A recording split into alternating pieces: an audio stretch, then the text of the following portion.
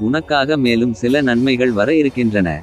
என்னால் இனியும் முடியாது என்று. ஒருவன் வாழ்க்கையின் பிரச்சனைகளுக்கு முன்னால் உடைந்து போகும் நிலை வரும்போது, அப்பனே எனக்கு ஏன் இந்த சோதனை என்று புலம்பாதே.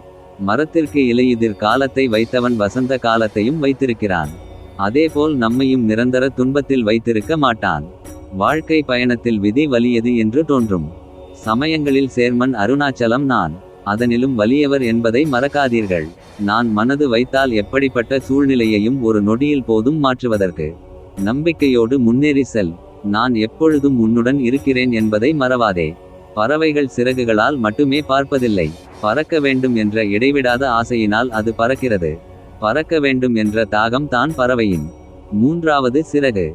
நமக்குள்ளும் இந்த மூன்றாவது சிறகு உள்ளது. பலர் அதை பயன்படுத்துவது இல்லை. அந்த சிறகு தான் உன் நம்பிக்கை. நான் மறவாதே என் அன்பு மகளே மகனே. நான் உன்னை சோதிப்பேன் தவிர நிச்சயம் கைவிட மாட்டேன்.